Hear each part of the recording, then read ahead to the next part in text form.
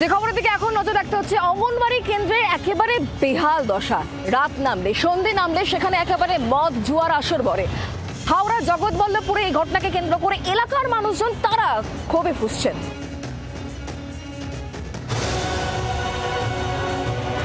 হাওড়ার জগৎবল্লভপুর ১ নম্বর গ্রাম পঞ্চায়েতের গোয়ালপোতা কিরণময়ী প্রাথমিক বিদ্যালয়ের পাশেই রয়েছে কিরণময়ী অঙ্গনওয়াড়ি কেন্দ্র। বর্তমানে এর বেহাল দশা।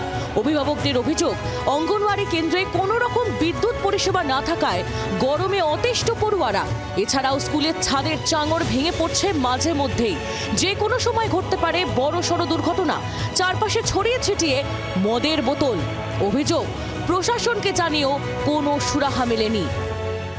বলেছি তো, সবাইকে বলা হয়েছে। সব কাদেরকে বলেছেন?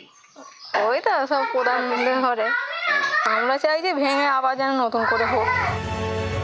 এদিকে জগৎবল্লভপুর পঞ্চায়েত সমিতির সভাপতির দাবি, তিনি এ বিষয়ে কিছুই জানেন না।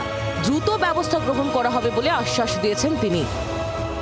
এরকম কোনো অভিযোগ আমাকে কোনোদিনও জানায়নি। কিছুদিন আগেই স্কুলটার ৭৫ বছর পূর্তি হয়েছে এবং ওটা আমার নিজের স্কুল, ছোটোবেলাকার স্কুল। ৭৫ বছর পূর্তিরও আমি সভাপতি ছিলাম।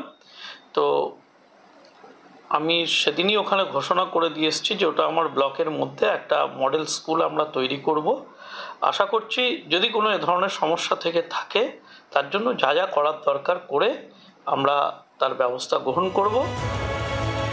আশ্বাস তো মিলল, বাস্তবায়ন কবে? দেবব্রত ঘোষের রিপোর্ট, জি ২৪ ঘন্টা।